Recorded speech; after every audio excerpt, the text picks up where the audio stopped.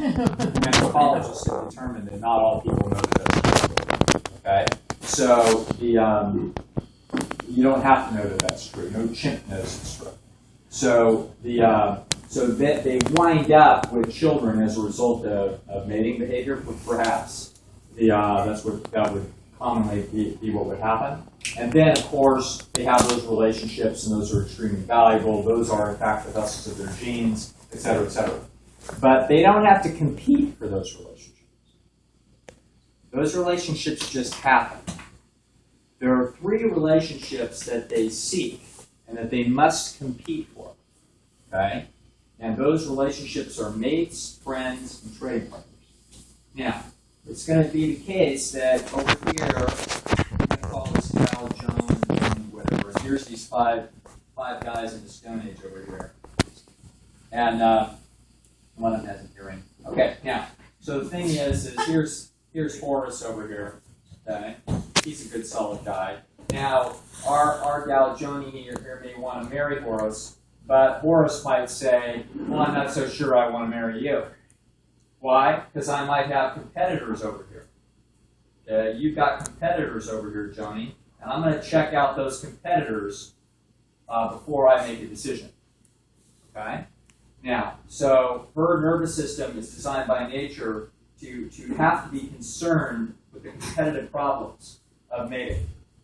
And so inside of her head, we look inside of that brain, we would find a huge hunk of that brain would be all involved about the problems of competition. Now, in fact, there's a good reason to believe that about 2/3 of the tissue of the brain is involved with these problems. Okay, now, why wouldn't it be? What else does it have to give?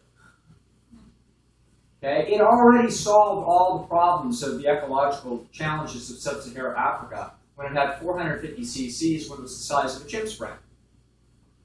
What happened in the last 2 million years? It went from 450 cc's to about 1,300 cc's. Why? Why would it triple in size? Where was the great, complicated survival challenge that wound up needing to have a massive amount of brain tissue in order to solve it? If there was such a complicated, massive survival problem, some new fancy alligator that could trap people, that had to figure out its way around it. If there were such a thing, how come the chimps didn't have the same problem, and how come they didn't grow their brain 3 times the size? Brain tissue is only going to grow according to 2 different problems that the genes have, either survival problem or a reproductive problem. If it's a survival problem, you see what we call convergent evolution. All of the related organisms in the environment have to adapt, and the same genes wind up solving the same problems. That's why if you go up to the Arctic, you're going to find a bunch of animals with much thick fur, because they've all got the same survival problem that they've got to solve. Okay? But when you see one animal out of a group of related animals, and only it has that characteristic, you can bet your last dollar that the reason it has that characteristic is for mating. That's solving mating problems. Now, so human beings solve their mating problems by getting a massively bigger brain.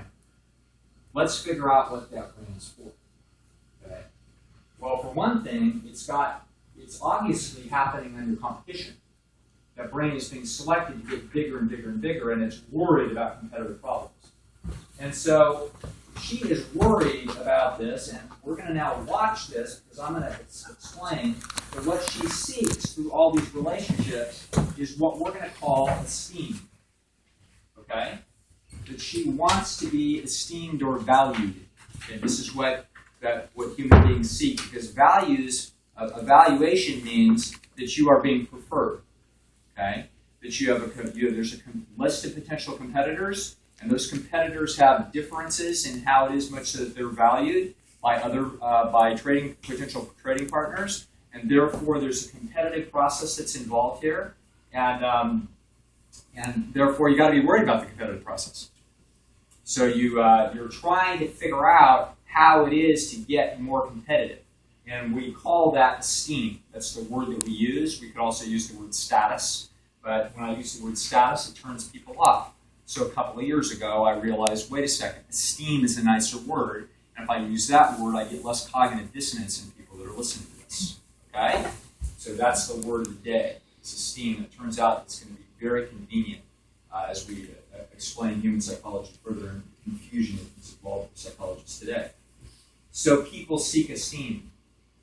She seeks to be esteemed or valued by potential mating partners. Okay? When she is esteemed by mating partners, when they give her good feedback, it creates a mood of happiness. Okay? That happiness has some characteristics to it. We could call it confidence, a feeling of being accepted, a feeling of being valued, etc., etc. I.e. being attractive. What does attractive mean? It means that other individuals have their nervous systems wanting to close the distance between them and you.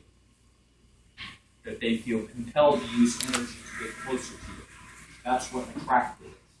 Unattractive is that they feel motivation to move away from you. Okay? So she gets feedback that she's accepted, attractive, etc.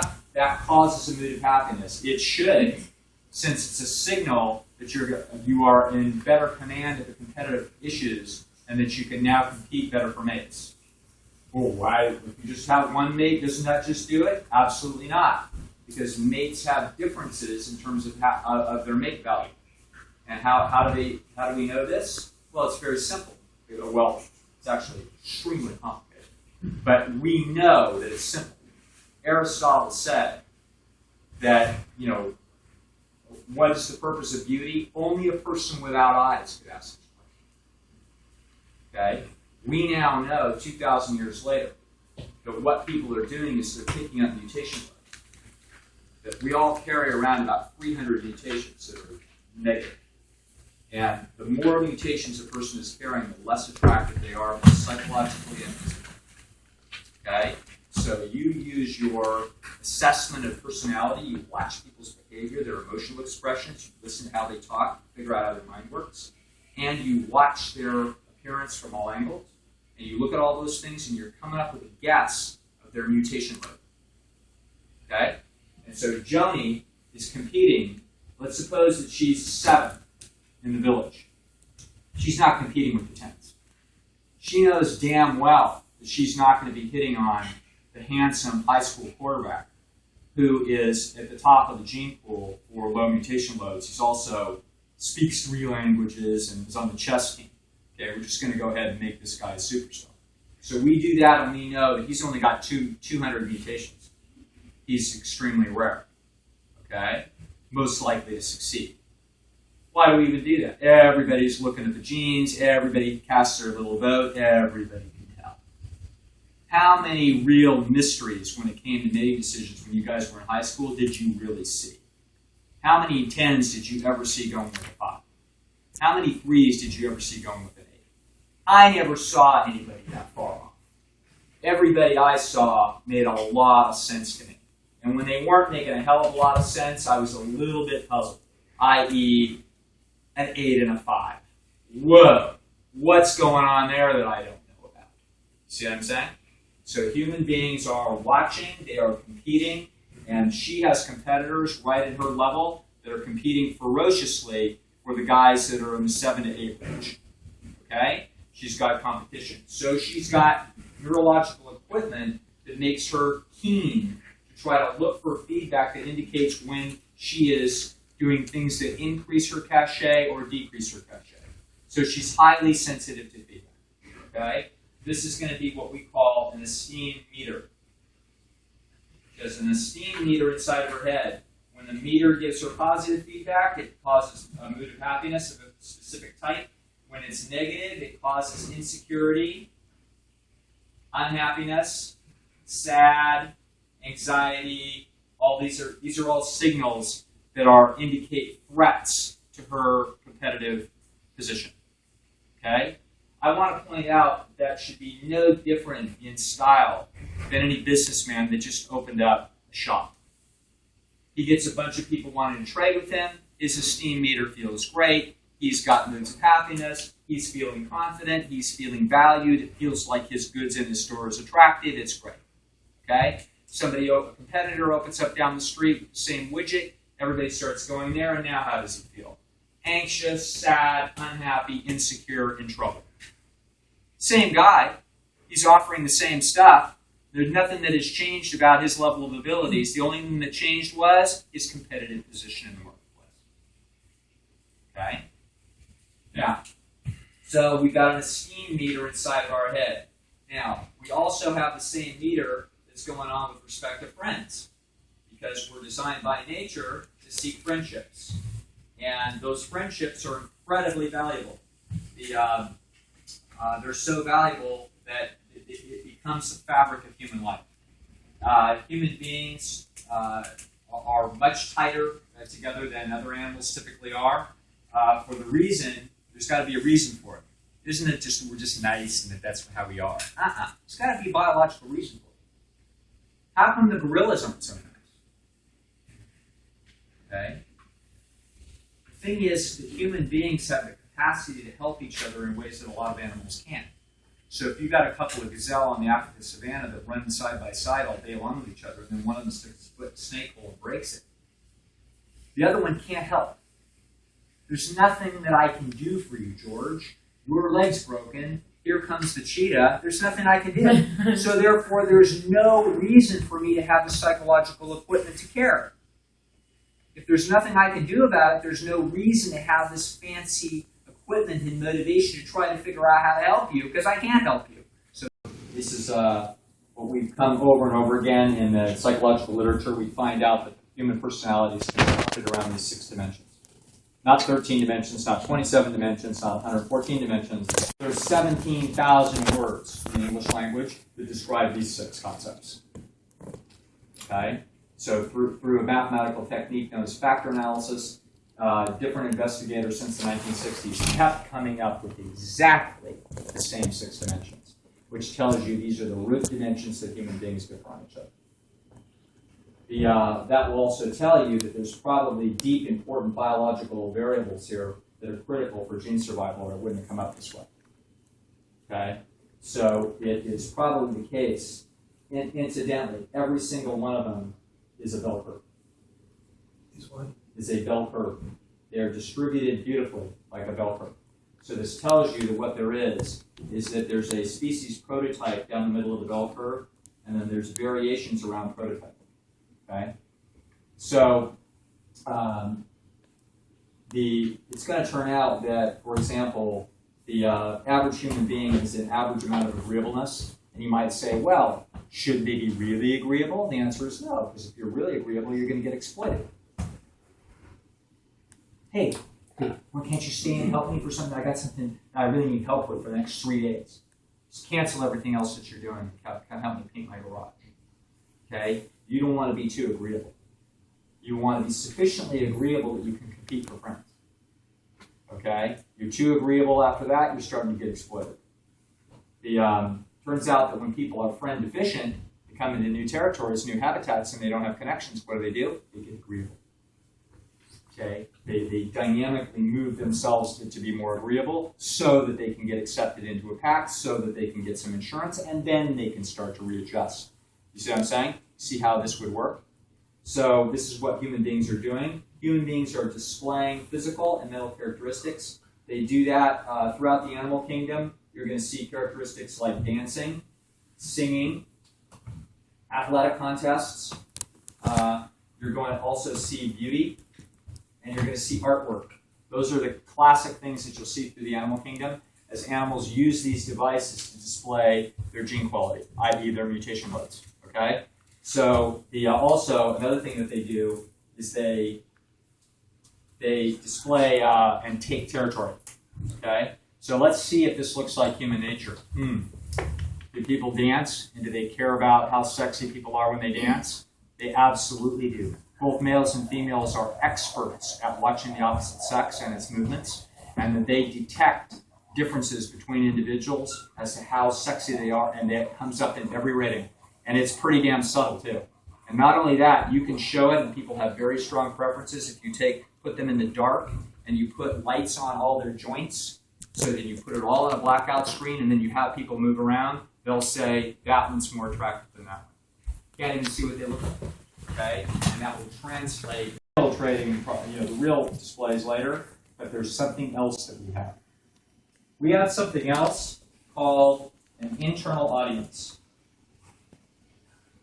You have an internal audience. You have the imagination inside your head that other people are watching you. And that those other people inside your head that are watching you, that those people are going to give you feedback about your rehearsals. Because you have to rehearse, you have to practice in order to get complex displays to be able to be competitive with respect to the marketplace. So you have to have an internal audience. You don't have to, but it turns out that human beings evolved an internal audience. They evolved an internal audience. This has gone by many descriptions across the history of philosophy. This is what the psychologists now are chasing around in their head called the self. They don't know what they're talking about. This is also has gone by the nature of self-consciousness. This is also that philosophers and neuroscientists have called this consciousness. Everybody is just twisted up because they cannot understand what the nature of consciousness is and how it works, why we have it. It's actually pretty simple. It's an internal audience. It's a virtual reality mechanism that's been built inside of human psychology for one purpose and one purpose only. It's a feedback mechanism to tell you how it is that the real people will probably look at you when they watch your display. Okay? Now just think about this. You clean up your house and you look back and look at it. What do you see in that house through? You're seeing it through the eyes of other people who are now looking at your house. That's what you're looking at. And you will feel pride when you look at that. Okay? You will feel happiness, confidence, and pride. Because your display now looks good. And you are ready for the real people out here to observe your display. Okay? And so you'll, oh no, that chair, let's see. That looks better. Okay? What you just did is you were looking at your display through the eyes of other people. That's what you did. Those eyes of other people are, in fact, your internal imaginary audience. And it's watching you almost all the time. Okay? That internal audience is not always watching you, but it's never far away from you. It's always right there. At most, it's dozing on your shoulder, waiting to watch you again. Now, that internal audience will give you feedback about your display. Okay? So, Ben Hogan, the great golfer, was working very, very hard to have this perfect mechanical golf swing. And he was working very hard at this, and he smothered a couple of hooks, and he literally went home and was deeply depressed. He could not understand how that happened, and what is it that he's thinking? He's thinking that he's going to embarrass himself at the U.S. Open because that shot's going to come out of nowhere, and it's going to indicate that he must have mutation loads inside of his nervous system, inside of his brain, that are indicating genetic flaws worse than some of his competitors who he's trying to compete with to get to the top of the world dominance hierarchy and display that he's got the best genes to make with. See what I'm saying? And so in despair, despite as hard a work as he could, he was having trouble. That's what's going on inside the nervous systems. Now, he worked it out, won, big shot. That's why we talked about him 60 years later. Now, the thing is that what does he have? An imaginary audience. Because if it isn't an imaginary audience that you're caring about, why on earth would you care if you put the shot in the freeze? In practice, where nobody saw it. You saw it. Okay? You saw it. That's why he had that reaction. Because your rehearsal is there for a reason. It's getting ready for the real game. So when you go into the store and you put on a new sweater, you look in the mirror. If it makes you look better than you usually look, then you feel happy and more confident and more valued and more attractive. Nobody's around. Nobody's giving you that feedback, but you're giving it to yourself.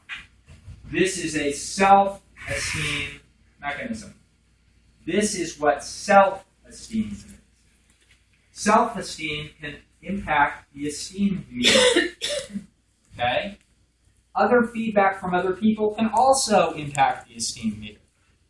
It's the same mechanism inside the brain, but it's sensitive to two different kinds of inputs. It's sensitive to inputs from the outside, which it better be. Every animal in nature is sensitive to inputs from the outside. But human beings have evolved something extraordinary, which is an internal audience, what we call self or self-consciousness. This is what it is. It's an internal audience, and you can just see every guy that ever went up to hit on a girl always is thinking, what should I say? Let me think what I should say. And he's playing it out in his head. Okay? He's using his own internal machinery to anticipate what her feedback's going to be about that. That's what he's doing. And when he comes up with a line that seems like it's really good, he feels more confident and excited. Okay? And it increases his motivation to take a shot at it. If he can't come up with anything, he just doesn't do it. As Bill says, like that. Okay? You just walk away because you couldn't come up with anything. All right?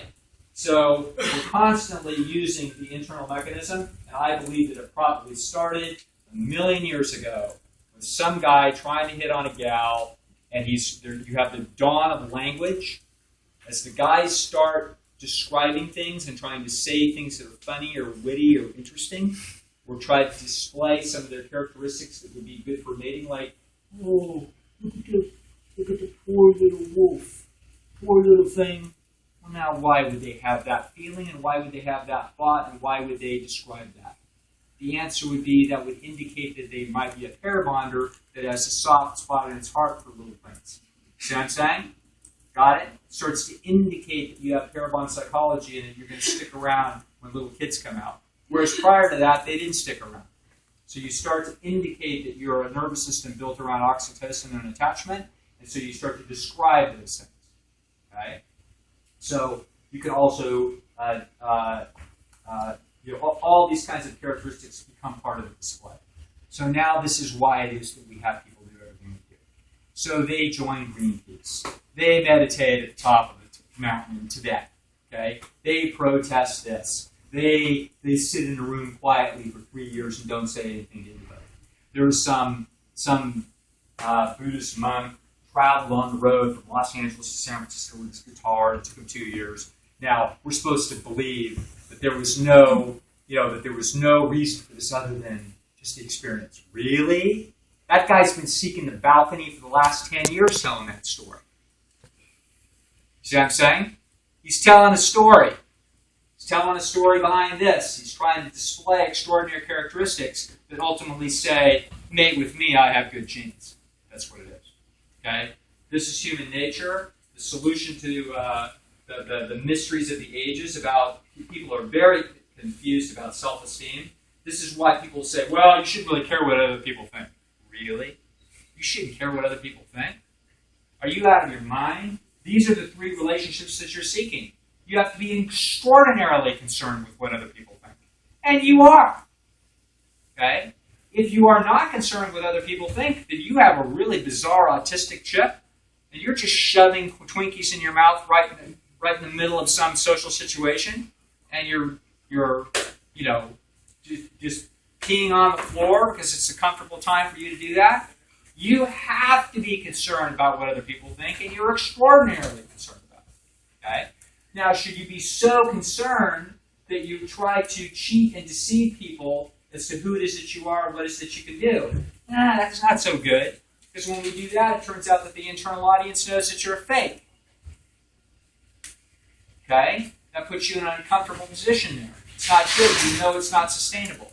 Stone Age Village, this all gets worked out. Everybody finds out who's good at what.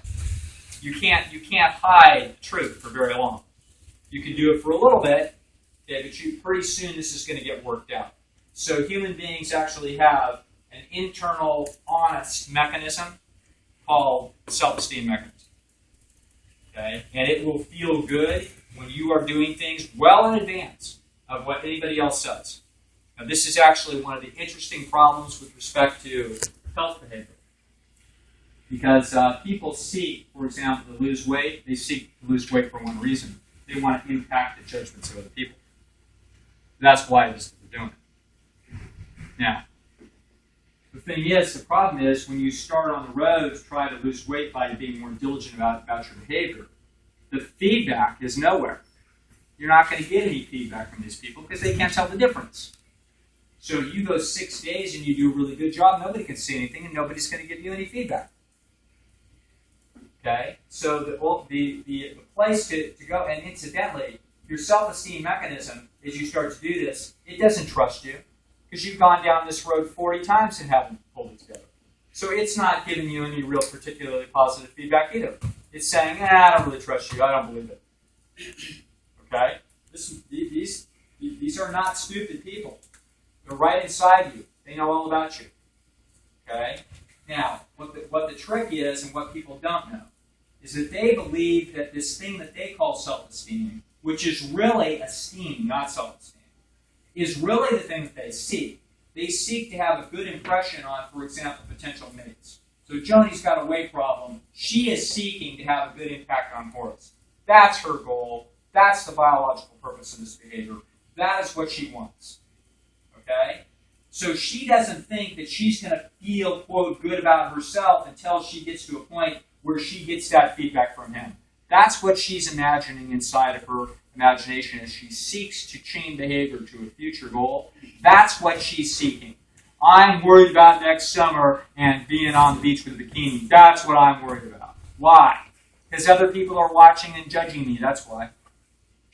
And they're making competitive judgments. That's why. Okay? So what she's seeking here is esteem. But the truth of the matter is that she will get self-esteem much faster than she will get esteem. Much faster. But she has to earn it. Okay? If she goes 2 or 3 weeks, a chain of behavior, and she loses 5 pounds in 3 weeks through a chain of 21 days of excellent behavior, what's interesting is that the self-esteem mechanism is designed by nature to be working on giving you feedback about your rehearsals in advance of the real show. And so as a result, self-esteem will rise. And it will rise dramatically. And it will rise very, very quickly. It just won't rise today, and it won't rise by looking in the mirror and saying, well, I'm just good as I am. You know you're not just as good as you are, as you could be. You know that with diligent effort, you can improve your competitive position. And so you are designed by nature with competitive scrutiny on the inside and on the outside to look at your competition in the world and to be anxious and nervous about that competition and to be forcing you into trying to make as good a display as you can make. You're designed that way. You can't step around that. Okay? You cannot get to self-esteem by any trick mechanism. You get to self-esteem through one pathway, and that is impressing the internal audience. If you impress the internal audience with your diligence, I guarantee you that your self-esteem will rise. I don't just suggest that it will. I don't just hope that it will. I guarantee it. Because that's the nature of how this thing is architected. Okay? But I cannot tell you that you will get esteem from the outside world because I can't believe they'll value it. If you're a young Vincent van Gogh right now, and you have something extraordinary to do in the art world, I can't guarantee you that in your lifetime anybody will care. But if you care, because you have done it to the best of your ability and you think it's extraordinary, you may have self-esteem, but you may not have other esteem, and you will have dissonance and problems around that, but you will have that. That I guarantee. Does that make sense? Yes. Okay. Yes? A narcissistic person. Now, we try to get smart, and we try to outsmart the genetic system. What we're going to try to do is say, wait a minute. I'm having a feeling that says that I want to get a bump chest with this jerk at the bar who just insulted me. Why? Because I want to display to the females here that I don't back off and that I'm willing to stand my ground and keep my territory. See what I'm saying? That's what it is. And the reason why that male is having that feeling is because that feeling was inscribed into his genes in the Stone Age for identical challenges that took place over resource disputes that go back 2 million years. And so he's built with circuits that say, don't yield ground. If you have a chance to be able to keep the ground, because if you yield the ground, you're going to statistically massively reduce your likelihood of reproduction in the next couple of weeks. Okay? So don't do it, maybe even for longer, particularly in the Stone Age village where these sort of tests of dominance, can ride for forever. So as a result, that guy is willing to stand his ground, and yet it is a very dangerous situation. Okay? So he's making a mistake behind Stone Age circuits. So we are always trying to figure out how to work our way around. We're trying to identify times when the genes have taken us off course. Okay? And we're trying to build a taxonomy of how that happens so that people can make better and better decisions. But yeah, this guy is he is frustrated. He's getting depression. He would not be getting depression and frustration and even anger at the fact that the system doesn't seem to be treating him fairly if in fact his display was more successful. So your internal audience is watching your behavior and saying, are you honest and decent? And will other people see you as honest and decent? See what I'm saying? And so not only that, we're going to twist it one step further. Okay, so not only honest and decent, but now, ladies, I want you to think about, here's two guys. One of them trades with the village fairly and is real decent and, he's all cool. But then another one not only trades with the village fairly, etc., but when he sees somebody that needs help, he really goes the extra mile and really, pours some energy into that person to really, really help them. Which one's more attractive? Later. Oh, what a surprise, okay? So what did we just see? We just saw what I'm going to call spectacular altruist. Okay? We just saw someone who has so much oxytocin, has so much bonding chemistry, so much empathy machinery inside of his nervous system, that when he sees someone in pain, he really just won't take no for an answer. He really wants to help. Okay? That is sexually attractive. Okay? That has been a selected characteristic inside of human beings for the last couple of million years. It's part of our biological machinery, and you have it as an internal audience inside yourself. The internal audience is watching this behavior, it is judging the behavior, and it's giving you feedback. So therefore, when I help somebody, it makes me feel good about myself. Okay? So I have no conscious awareness. Actually, I have to tell you that I do have conscious awareness that is part of the brain display. Okay? But most people wouldn't. But since I know the map of how this thing is built, I kind of do know. And you know what? People kind of do know. Because it's going to turn out that we actually observe in psychological experiments that people are more conscientious and they are more helpful when it's likely to have been observed and recorded.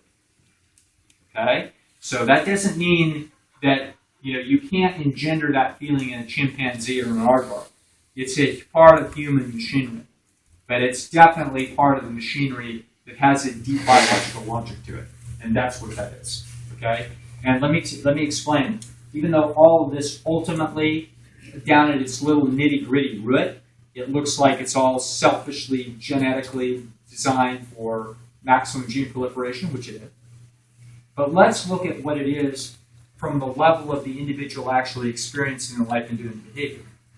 That's actually the appropriate level of analysis, even though other level analysis is there.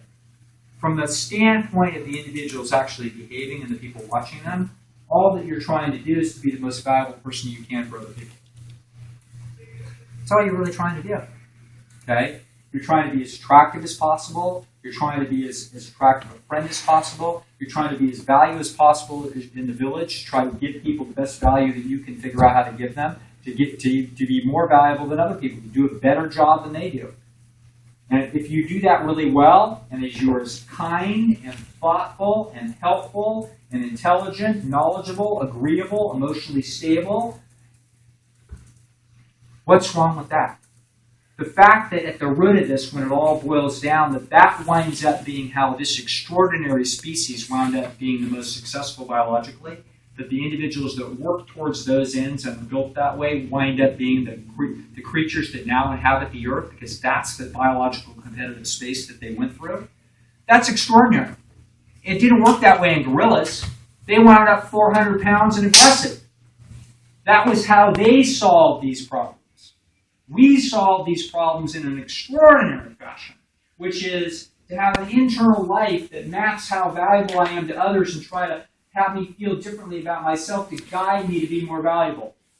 Nothing in the world wrong with that.